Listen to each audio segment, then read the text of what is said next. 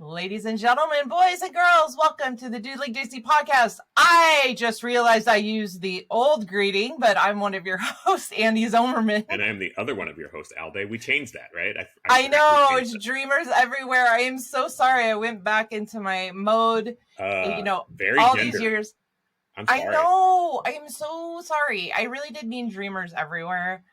But just like I apologize to everyone affected. I really do. Well, And I don't this know is that embarrassing. it requires an apology. It's just No. our new introduction is more inclusive. I don't think anybody finds it offensive or anything. Cut me off. You cut me off. I'm not saying that part would be offensive. I'm just saying that I am trying my dangest to use the correct pronouns to the people that need to have different pronouns that I'm used to saying for my life. And it's so important to me, to the core of my being and in my heart. And the fact that it's not natural for me yet. It takes work. I mean, I have friends who use they them pronouns and who have been very clear with me that they use they them pronouns, but who I knew by a binary gender designator before, and it's so hard to make that shift. I think specifically, and they won't mind me mentioning their name, my friend Raja, who uses they them pronouns, and I every time we hang out, I make a mistake, and what I've learned is you apologize and you move on and you acknowledge that you're, but again, I think it's more about inclusivity, and I also think that you missed when I just said women, because I don't want our listeners to be like, oh my god, that guy's a jerk. That was me, joking around the.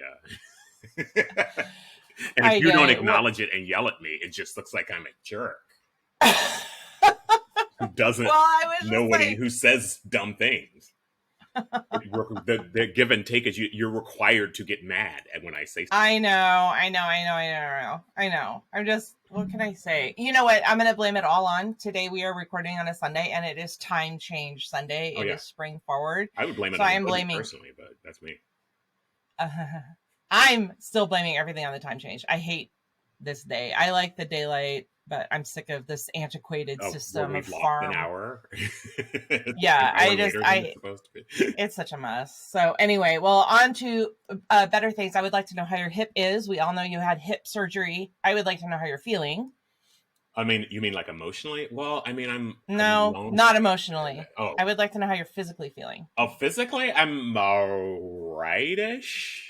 It's been two weeks and 2 days since my surgery. About a little under a week ago, I threw my back out, which has been way more problematic than the actual surgery, because my hip by itself is fine. It's still a little sore. It's still swollen. My big giant scar is healing fine. The physical therapist says that's going as it should be.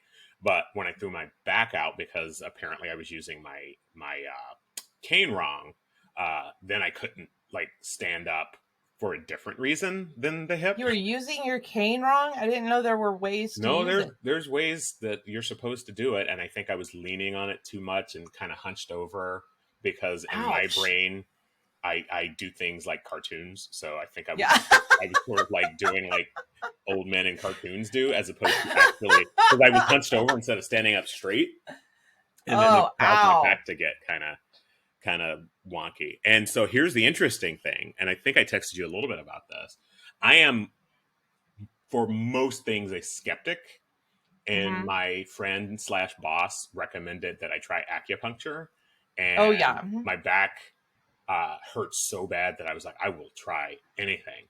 And so 2 days ago, I went and had an acupuncture session, and I cannot say that my back would not have felt better regardless. But when I woke up the next morning, my back felt like 90% better. Yeah. Now, would that have happened anyway had I not gotten acupuncture? No, I don't know. But I will say that it did feel better after I got acupuncture. So I may go do another acupuncture session today or tomorrow, because they recommended I come a couple times this week. There's a lot to be said for acupuncture. I love it. It's worked for me on some things and not on others, but I will say I'm not drawing a causal relationship. I am drawing a correlative relationship. Okay, skeptic. I got acupuncture, and also my back felt better the next day. Those Cool. two things happen. How they are related, I don't know. All right, fair enough. But mostly I'm feeling pretty good. Are and you I'm going back? Big drugs. Oh yeah, good, great, awesome. Hope you're not addicted, but I'm glad they're helping. No. I've been selling them to children at the local junior high school. Nice. And making a lot of money. So that's been really great. Yeah. That would be good for you. I mean, I'd rather make money. I'm addicted to money less than drugs. Yeah. Please. You're so addicted to money you won't part with it, you cheapskate. I know, it's great. Keep it in my pocket. Oh man. Well, since you've been home more than not, have you had a different Disney week or any kind of fun Disney week? My Disney week is really, really, really going to be like, what was I conscious enough to watch on Disney either Plus? My couch or from my bed on Disney Plus. Yeah. But I did, and this I think will tie in with what we're going to talk about. I watched and I love these, those documentaries about when they build a new cruise ship. So I watched on Disney Plus, they had one about the Disney Wish.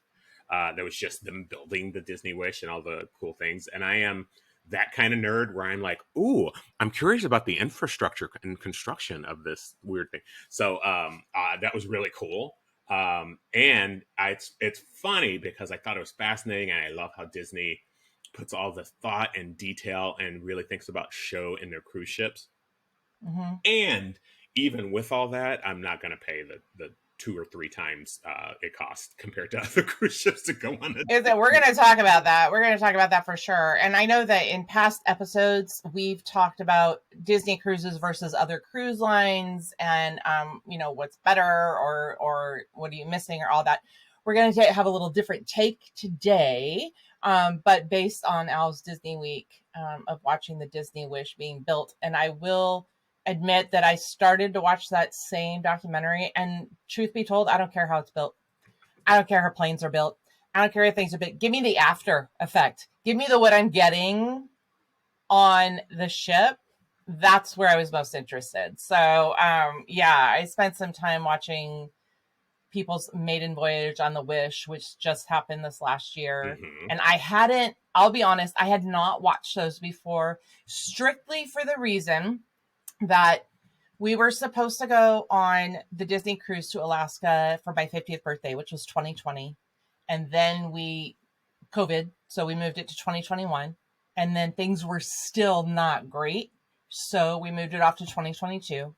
And by then, Emma was not able to leave her job, right? She had already graduated and got the job with Disney. So we kind of put it off and put it off. And I was so bitter and jealous of the people that got to go on the Wish that I didn't watch it until you told me that you watched the building of the Wish. I decided I was not interested in the building of the Wish, but then I went to watch YouTube videos of those who went on it. So that was a long, convoluted way to tell you we're talking about cruise ships today. But I will tell you my Disney week first before we get there. Mm-hmm. And actually, I was gonna go a few different ways to talk about. But you know what? I'm not gonna keep it. I had downer Disney weeks, and I'm not gonna bring that up right now. Yeah, okay. Just briefly, I'm following DeSantis and not loving anything. So I won't talk about that right now because there's your mistake right there. Let's be happy. Let's be happy today. So we'll go with a different Disney week. Ed and I had for about a year planned to go to Yosemite for spring break. It's gorgeous for those of you who don't know, by the way. Oh yes, I've seen pictures. Beautiful. So background info, I grew up going to Yosemite every summer from like 1980 to 1992 with my family, big, huge groups going, and very, very special to me. And the Ahwahnee Hotel is like this gorgeous, very expensive hotel that's always been my dream to stay in. Never thought I'd be able to afford it. Well, Ed, for my birthday last year, surprised me and he said, we're going to go. And I said, okay, great. That's awesome. I made the reservations for spring break because last spring break, I had 2 different friends who went to Yosemite and it was gorgeous, like beautiful. They went on hikes and the waterfalls were just lush and full. And I'm like, yes, and we're there's going to the go on spring firefalls break. right now. I was seeing the other day. I grew up like an hour and a half from Yosemite, so Yeah. I love Yosemite. Yeah. So, I mean, just a very special place in my heart. And so, if you haven't been paying attention, Yosemite and the Sierras got bombarded with snow and storm and snow again. And so they actually closed Yosemite.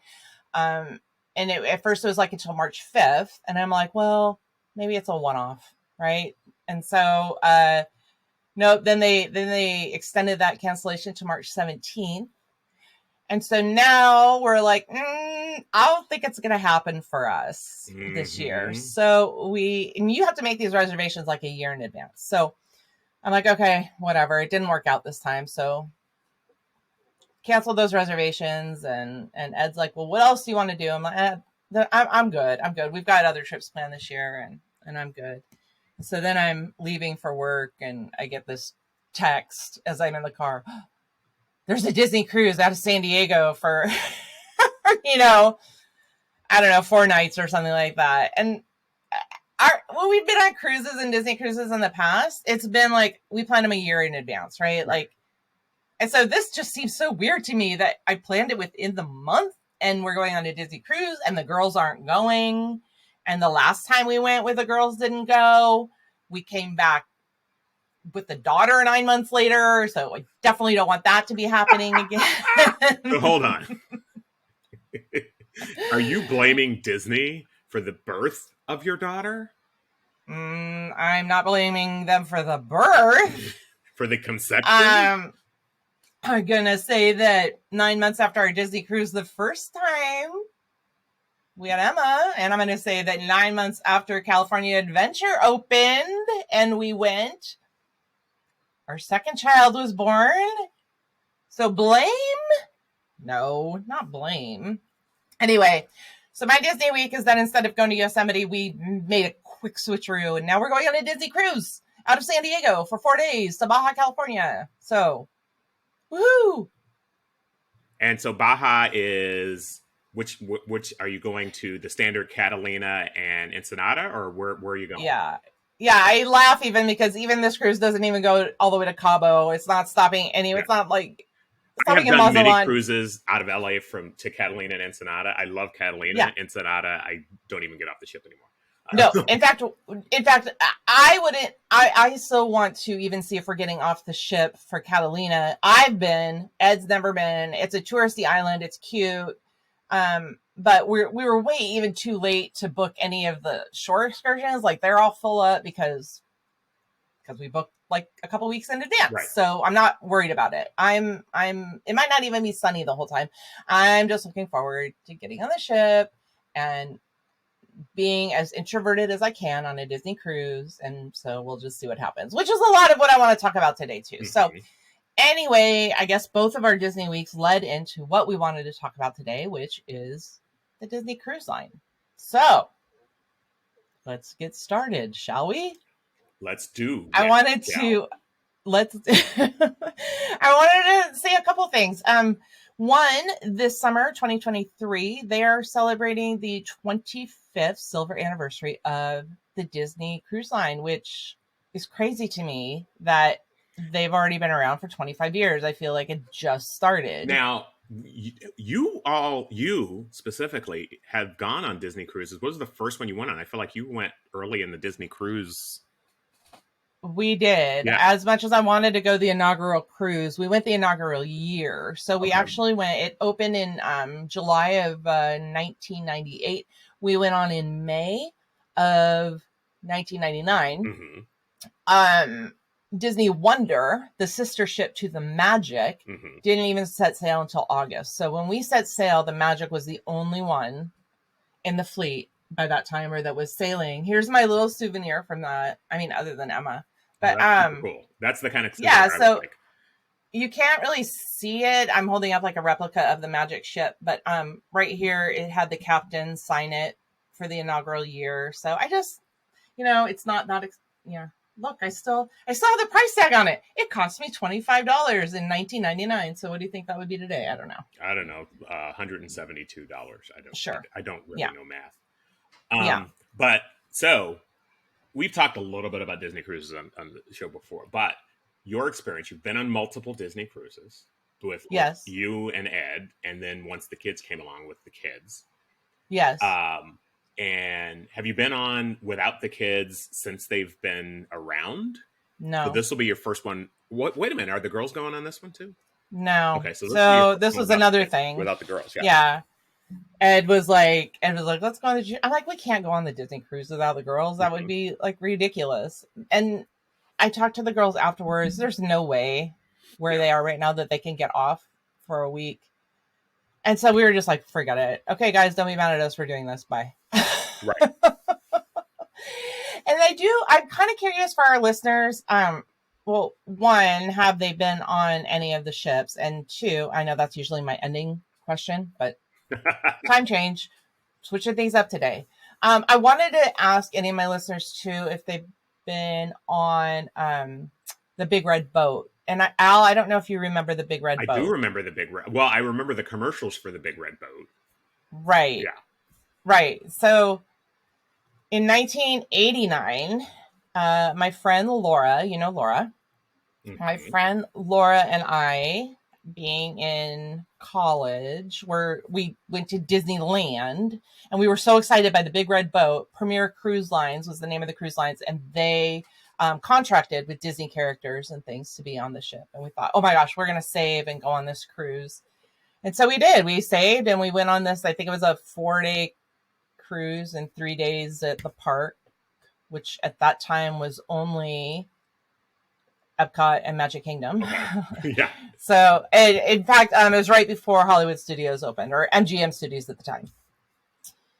And then we went on the Big Red Boat. We had a great time. And so I'm just kind of curious to see who else went on the Big Red Boat at that time. And then, of course, now bring us 10 years after that. And Disney has their own cruise line, starting with the Magic. And soon after, their sister ship, which in theory looks identical. I don't know. I haven't been on the Wonder yet. I'll tell you after I get on the Wonder if it's identical to the Magic. Well, they both were created around the same time, so I would imagine they're sister ships. Yes. But I don't know as much about the Disney fleet as I do like NCL, Royal Caribbean, Carnival, because I have generally cruised those, and largely, well, there's a couple reasons. One, because of cost. I genuinely, it's really hard for me, and we talked about how cheap I was before, and this is in line with that. It's really hard for me to justify how much more a Disney cruise costs than other cruises for the price. And so particularly for a solo sail, I have generally chosen the other cruise lines rather than Disney. And the other thing is the Disney cruises are so family oriented. As a solo single person, I don't know that I would feel super comfortable. So here's an example for our listeners. I did some real quick numbers for sort of context. If I was to join Ed and Andee on their cruise, because that's who I am, I join couples on their cruise and having their good time. For me to join the cruise they're going on would be starting at $2,500 for me to get a solo cabin. For a similar cruise on Royal Caribbean, coming out of LA, not San Diego, but close enough.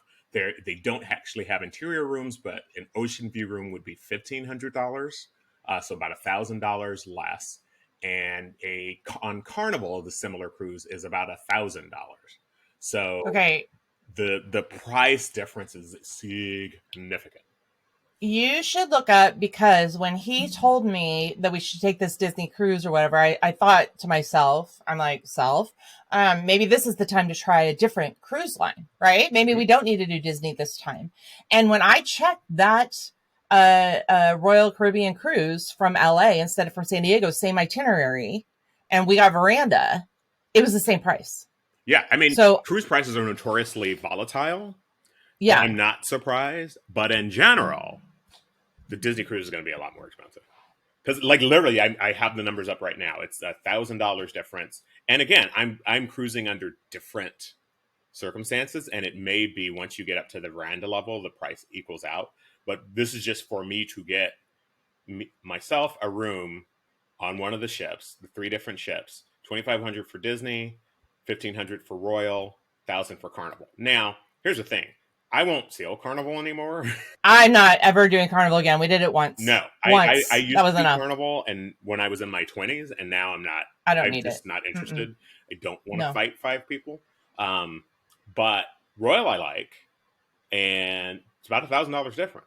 Can I ask you a question about that Royal? If you have it up online right now, what's the passenger capacity of that ship? Oh, that's a good question. Let's see. It's a Navigator of the Seas. Mm-hmm. And well, let's see. Navigator of the Seas capacity. Navigator of the Seas has room for 3,990 passengers. Okay. So Navigator of the Seas, same cruise, same itinerary. And you said have how many passengers? About 4,000. Okay. The Wonder that we're going on, 1,754. 1,754 passengers. To not be on a ship with that many people is completely worth it to me. Well, and that's another component, though, right?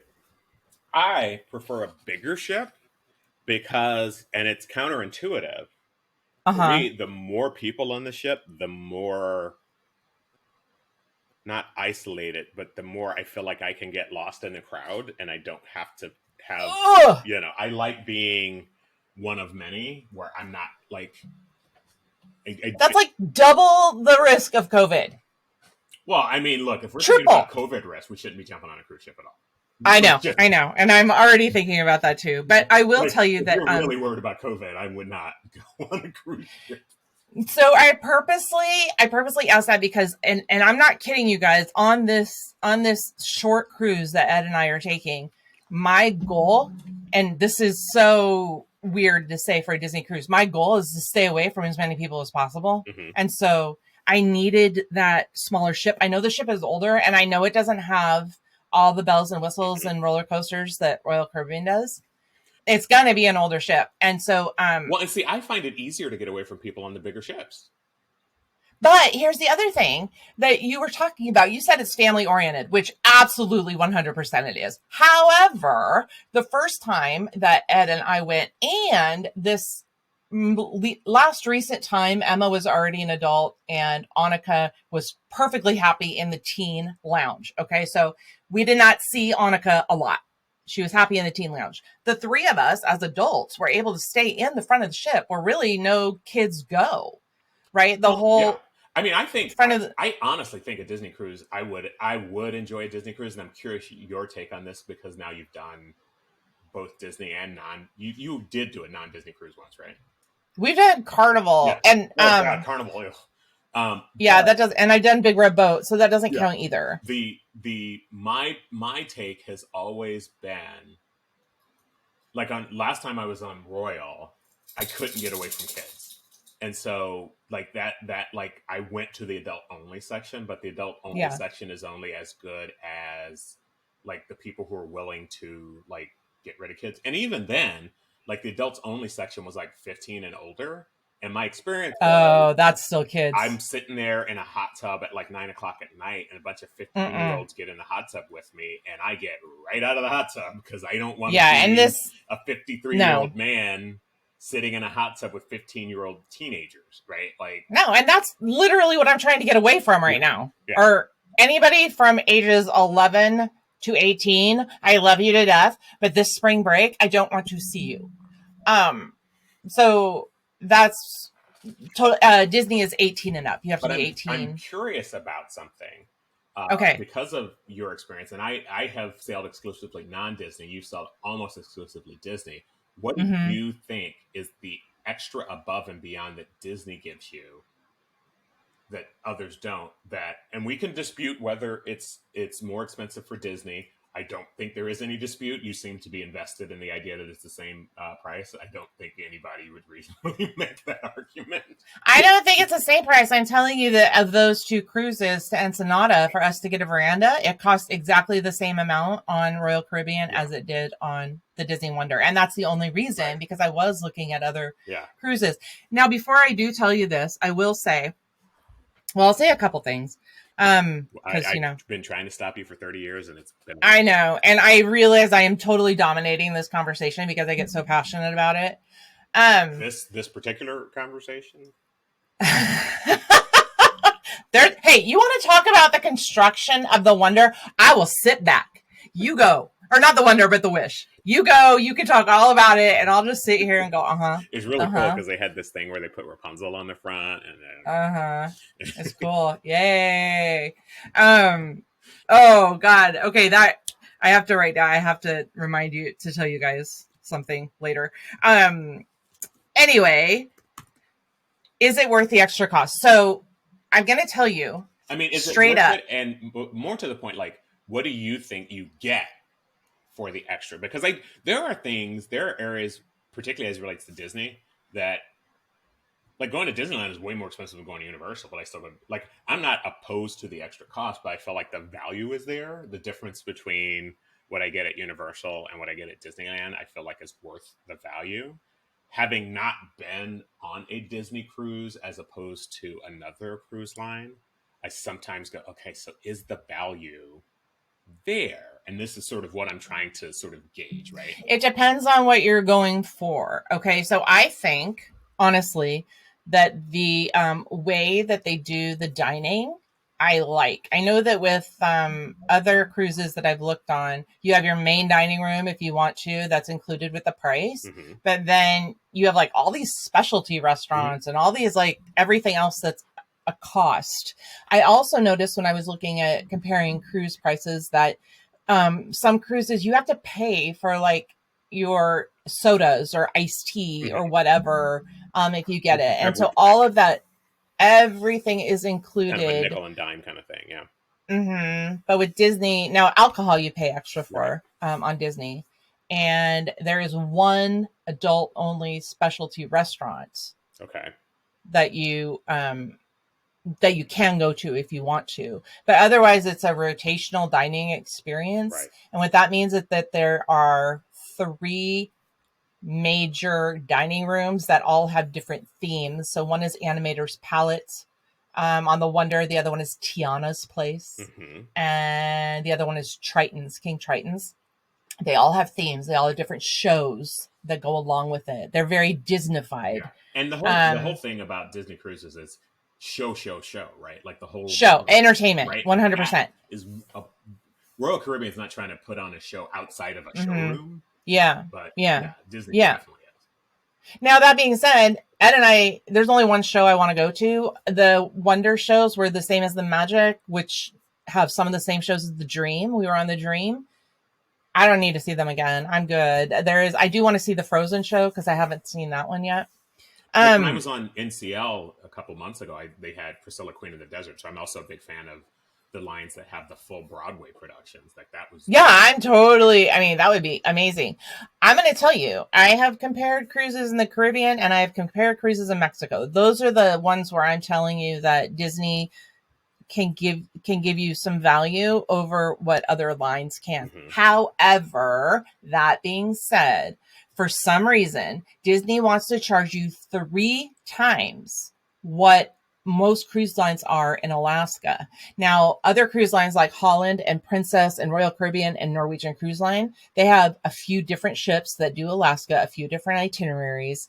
They are very comparable in price. Disney is 3 times as much in Alaska. They are just so expensive. And for me, it's not worth it. And so this Alaska cruise that we kept putting off and off and off, we just decided that Ed and I are going to go by ourselves and the girls aren't going to go with us. It's just going to be an Ed and I. And we picked Holland. Oh, we chose Holland. Interesting. Yeah. I've never sailed Holland. I haven't either. And so I'll let you know how that is after we're done. Mm-hmm. But we're going to go Holland to Alaska. And That's strictly because of the cost. Yeah. And well, I and think here's the thing I wonder if, particularly thinking about the fact that you all are doing the Baja California itinerary, which I've done so many times that like if I don't get off the ship, I do not care.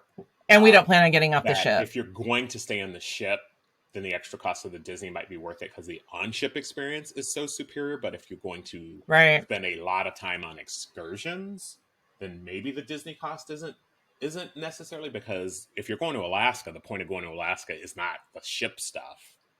It's really all It's to see Alaska. Right. I will tell you though too, we were talking about value. The Disney standard staterooms are big, are large compared to other staterooms on other ships. And so other ships, I think you have to upgrade to the suites to get the same size stateroom as you do on Disney. And for you as a single person, that probably doesn't matter. But when we have 4 people with us in one room, we need the space. Yeah, and that's true. Like for me, the relative space, how much space I have in my cabin, as long as I got space to put my bags away and to sleep, I really don't need a ton of extra space. And do you sail inside or do you sail ocean view? What do you sail? I'm weird. I really like an inside cabin because part of what I go on a cruise for is to sleep in a way that I can't. And so I love it if super, super dark in the inside cabin, I love. But when I did semester at sea, I had a porthole cabin and I actually really loved that. So like it just depends, right? Like if there's a good price on a porthole or a balcony cabin, I'll probably pay it, especially like a balcony. A balcony is really nice, particularly on like a 7-day or longer cruise. I love sitting out on a balcony and just reading and things of that sort. But I'm a weirdo. I'm an introvert. I like being solitary. The times I've sailed with folks I'd say about 25% of the time I've sailed, I've gone with other folks, and about 75% of the time I've gone solo. When I've sailed with other folks, I still find a need to kind of get some privacy.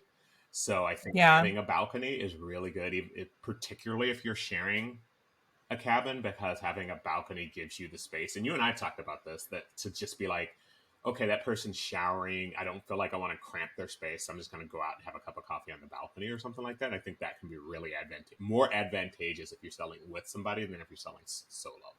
But part of going that's what I say at the ocean, like that's great. That's exactly. And so we're veranda people. We've talked before about how I've heard that Ed loves his balconies. Yeah.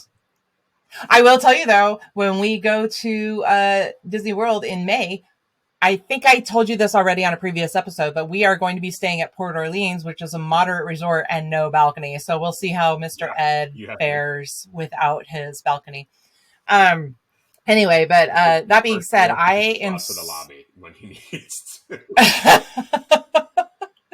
I am so claustrophobic that an inside cab. I couldn't do an inside cabin. I've traveled with you all, not in the same like hotel room, but when I like go to the room where you 3 and Ed, and the condition of that room, I feel so like, wow, this looks like a tornado hit this place.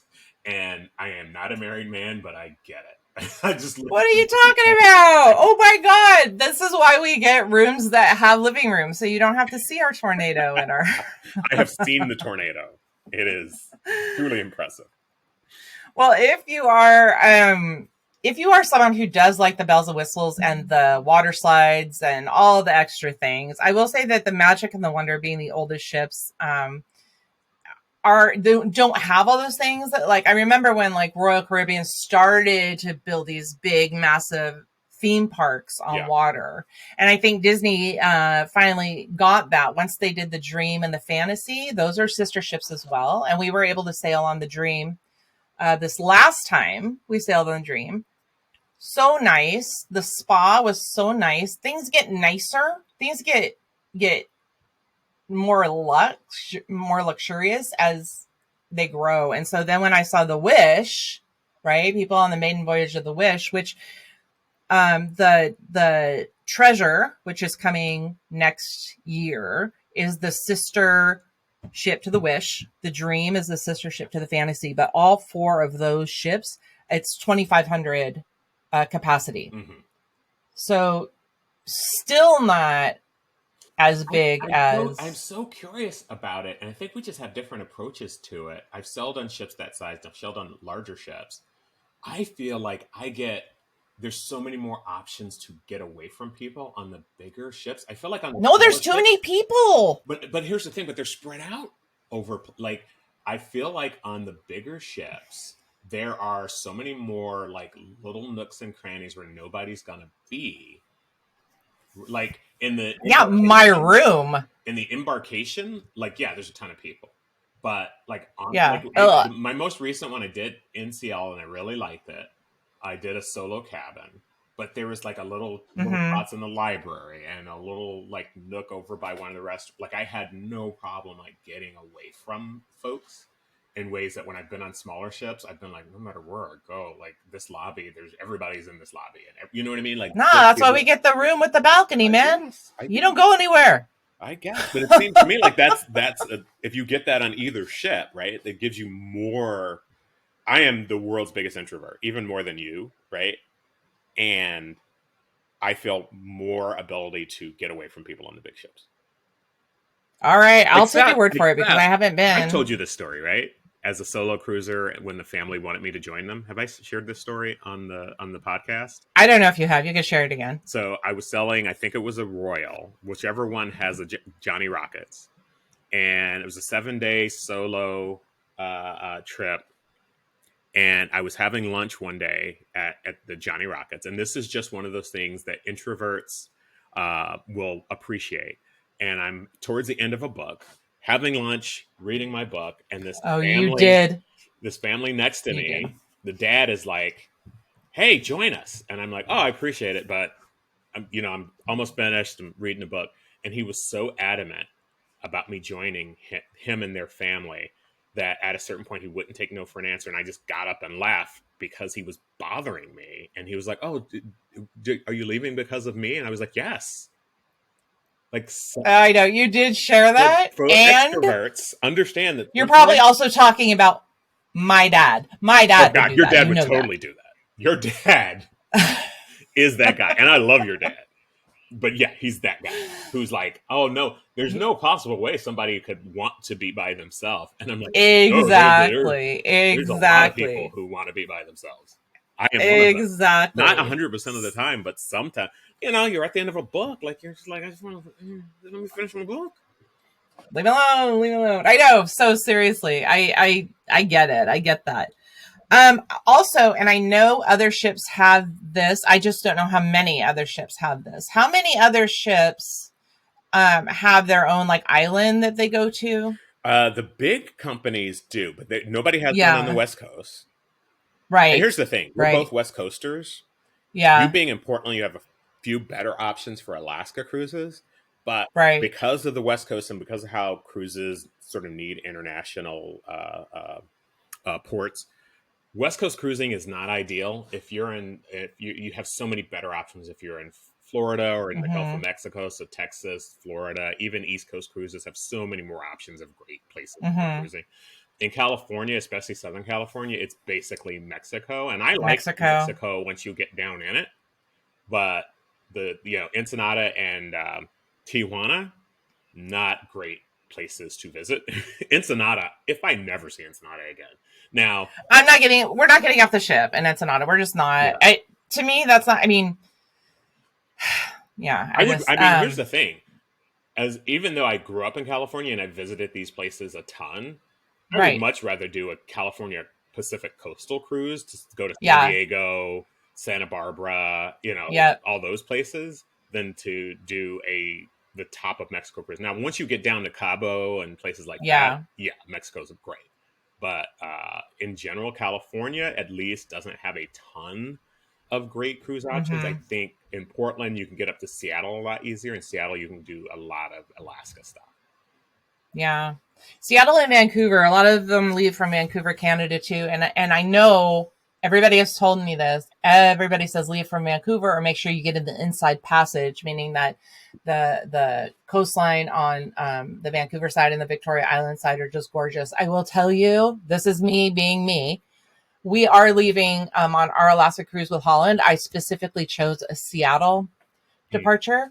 And I know I'm going to miss that inside passage, and I'll see it another time. I just, in my mind this year, I need easy. And it's 3 hours away to get to the port. I want to drive to the port. I want to park. I want to go. I don't want to fuss with anything I have to fuss with. So that kind of stuff. Yeah. And so that's why even this San Diego cruise over spring break, we only have, because of Ed's work, I have the whole week off, but because of Ed's work, our time is limited. So San Diego is my hometown. It's where I'm from. It's where my friends and family are. But we're not even able to take extra days to go see people. We're flying fly in that morning, and we're late the night before. And that's smart. Never just late. Cruise, never fly in same day. Don't fly on the same day. I know. But then after the cruise, we're flying out. Yeah. So it's not even like I can take a lot of extra time. So I hope it works out well for us. I'll take notes. I want to see what this introverted adult Disney cruise looks like. When we were on the Disney cruise 25 years ago, I was still young enough that I wanted to be out, right? Yeah. We wanted to go dancing. We wanted to do this and that. And so many of you love that. And that is your vacation. And I get that. I mean, I think there's so many fun things, but for me, cruising is, I think you can do the vacation you want. Like, I've never been, you remember when we were in college, even in our 20s, like I wasn't really a let's go out and dance kind of guy. But I do think. But you were karaoke. You got me out to karaoke. No, I love a good karaoke. Oh my God. Because I'm a ham and then I get up and perform in front of people. But I think with cruises, especially modern day cruises, you can kind of find the vacation you want, which is if you want to go out and party, there's tons of opportunity to do that. I don't know about that on Disney as much. That doesn't seem to be, I haven't sailed, but that doesn't seem to be. There really are. There are great adult areas. But you're not going to find a casino. Right. And you're not going to find young 20-somethings out to party. Yeah. You'll find parents whose kids are in the kids club party. Here's the thing that's so interesting to me is a casino used to be the reason that I wouldn't sail Disney, because I really used to like going to the casino. And then the last 2 times I've cruised, they had casinos that I never set foot in. Yeah, that's not my thing. Because when I was in my 20s and 30s, like, yeah, I'm going to go and play some blackjack. And now I'm like, I don't know, $100? Like, yeah. Like, yeah, I know. That's true. So there are no casinos on Disney. I will say, though, that because of the bigger ships that are coming, and we were talking about the islands, Castaway Cay is freaking amazing. And I don't know, I can't say how other islands are run on other cruise ships, but the fact that the island looks, format wise, it looks like the cruise ship where you can have family activities, you can have adult activities, kids activities. I mean, there's different things to do, but there is a whole adult part of the island where the kids aren't allowed. I've been to Royal Private Island. I haven't been to any, because I'm not done Disney, so I haven't been to Castaway. I also hear Disney's about to establish a whole new island. So yeah, it's called Lighthouse Point, and it's going to be open. I will never do Disney, but if I do Disney, it would only be with you all. That's fine. Yeah. Do it with us, and we'll do it on one of the bigger. I would really like to sail on the Wish or the the sister ship, the Treasure. I didn't think that I would care as much, but when I was looking now, you watched the Wish being built. That would be kind of fun to go just because you saw it being built, right? On that. Yeah. And I know that the Wish is doing the shorter cruises, the 3-day and the 4-day Bahamas cruises. So they're not doing the European cruises or anything like that. But I would like to try them. They're, like I said, they just elevate the luxury. And it just looks so cool. And I love how they do the themes, like the Treasure that's coming out in 2024 is going to be all Aladdin and Jasmine, magic carpet based. As Disney people, that stuff just makes my heart happy. Oh, yeah. I mean, me too. It makes my heart happy. I guarantee if I went, I would love it. But I also know $1,000 more. Which that's a big. Okay, big listeners, this is. Okay, so for our listeners, I'm going to tell you that I'm going to do some research and we're going to get Al on a Disney cruise because it is not fair. And then Ed and I are going on Holland. So we'll compare that. But I think we need to get Al on a Disney cruise, and it has to be one that goes to an island. It can't be a West Coast one. It has to be Castaway Cay or Lighthouse Point. Here's the other thing: as you and Ed go on this Disney cruise coming up, you've already got 2 kids. Let's just, can we not? I'm done, man. Can we call it? I know, I'm done. I mean, we could even have like. I think we set it up actually so that there's 2 twin beds instead of the combined. No, I'm kidding. That is the saddest I'm thing kidding. I'm kidding. I'm actually. I figured, your family would mirror the family you come from. I always thought you'd have a 3rd boy, and we planned on it. Who would be like Tyson? So we totally planned on 3 kids. That was our plan. That was how it was going. And then we moved to California right away, and we said, well, we're not going to do it in California. Let's wait till we get back home. And then by that time, we're not even home. We're traveling and in Seattle, and all this stuff happened. So 2 kids. That's good. That's good. But I have to tell you, okay, everybody, this is for you. This is for our listeners. So funny. And I'm going to link his video to our show notes, his YouTube video to our show notes, just because you have to watch a little bit of it. And I can't even remember like right off the name of the guy. But I was looking at Disney Cruise Line things, and one YouTube was like, 13 mistakes I made going on a Disney cruise so you don't have to make the same mistakes. Great. I love tips like that, right? I don't want to make the same mistake. You're big on prep time. So, totally, right? This guy is so funny without trying to be funny. He's totally serious and great. So he goes on a Disney cruise for the first time. And here are some of his tips. You guys ready? Some of his tips are: know your Disney stories, because the Disney Cruise Line has a lot of Disney characters on the ship. And so if you're like me and you don't watch Disney movies, a lot of these things are going to go over your head. Yep. They might go over your head, huh? Yeah, I think so. And also, it's a family-oriented cruise. There might be kids. Grandma who's dying. I don't understand. Well, anyway, those were just some of the things, but everything, all his mistakes that he made was not knowing anything about Disney. Yeah. And so I'm like, well. Yeah, why would you go on the Disney cruise? Yeah, I don't understand. One straight guy on like the gay cruise where you're like, hey, everybody seems to be having a good time. But I'm not getting any of these references. Like, what's going on? I just felt bad. So I will say, though, he did say that if you go on the cruise, either you have to be a Disney fan or you have to go with someone who is a Disney fan so that they can explain things to you. Right. Yeah. So, and now you can expand that to being a Marvel or Star Wars fan. Oh, can we talk about that for a second? Sure. He did say that. He did say that about Marvel and Star Wars. I want to talk about this with you guys for a second. This, like you said, on the Wish and the Treasure, they have a Marvel-themed restaurant. Mm-hmm. They have Star Wars-themed bar. Well, looks amazing. Yeah. A hyperspace bar. It looks so cool. I'm playing the old woman here.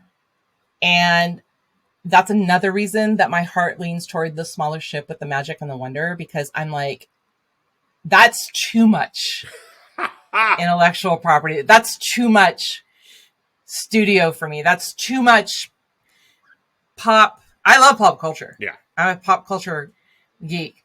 But for me, that is almost too much. See, I don't know. And you know me. I'm you really think about the opposite, because I just eat and live and breathe. But I'm also the guy who, because I am who I am, would go to the Marvel restaurant with a Superman shirt every night, because that's who I am. Of course you would.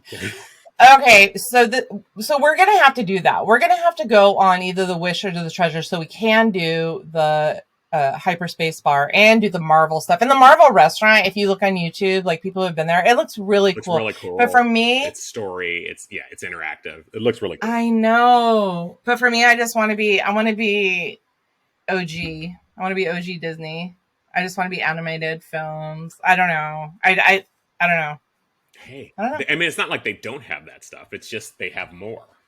It's not like you're going to go on a Disney cruise and be like, if only there was a Mickey Mouse around here. No. And, I will say the Wish, one of their rotating restaurants is also Arendelle, which looks freaking amazing. They have a stage with the show in the middle of the restaurant. So it's like a theater in the round kind of thing. Yeah, so there's a lot of things I want to see on that. Well, let's plan it. I can't wait for you all to go and come back with like a full-on Disney cruise report. But let's not do it like we did the Disneyland race, where we're both like, we're absolutely 100% committed to do it, and then we both forget to actually register for it. So let's figure out at some point. Like I said, I'll do a Disney cruise with you guys and pay the money, but only if you guys are on there, because otherwise I'm just going to spend I get it, and I think it needs to be. And by the time we go, like 2024 or later, we'll be like super old. I mean, we'll be even older than we are now. That's old. I mean, so we'll be like old people on the ship. I plan to age in reverse, but by then I will be a doctor. So, oh, that's true. I mean, not really though. Not that I mean, kind of doctor, really, the other kind of doctor. Are we almost done with our dissertation there? Look, my goal is to be done by June. But pretty sure your goal is to be done with a lot of stuff before your last cruise. I have not been ever really, like, my brain cloud, opioid medication has not really allowed me to move forward. That's true. That's true. Yeah, that's true. It's not. I have become a cyborg, so give me, a break. That's true. That's true. You are a cyborg now. You are for sure. All right, listeners, I gave you a lot of questions today that I'd like you to answer. We've already talked a little bit about Disney cruise lines versus other cruise lines, but now I'm kind of curious as to, one, did anybody ever go on the Big Red Boat? Two, do you prefer a larger or smaller crowd on your ships? Are you more with Al that you want the bigger crowds? Right? Like, particularly, do you find yourself able to be alone in a crowd, or do you need a small, the stuff we just talked about? I find it easier to be solo in a big group. Okay. I'm gonna find out. And then tell us what you think about the 25 years. What ships have you been on? Have you been on more than one or two? We've been on the Magic and the Dream, and now we'll be on the Wonder. So that's our story. All right. Okay. They have invited Stevie Wonder on the Wonder. That would be wonderful. That would be wonderful. Yes, it would be. Good Lord. All right, we're on YouTube, so if you're watching us here right now, you already know that. Please subscribe and comment. We love to talk to you on YouTube comments, but you can also find us at duelingdisney.com. You can find us at Facebook and Instagram at Dueling Disney. You can hashtag any post at Dueling Disney, and we'll see that. And then please leave a review wherever you watch or listen. Please remain seated until the monorail comes to a complete stop. Then collect your belongings, watch your head, and step carefully from the train. On behalf of all of our crew, thanks for traveling with us, and we hope you have a happy and memorable visit here at Dueling Disney. This is the Tomorrowland Podcast Station.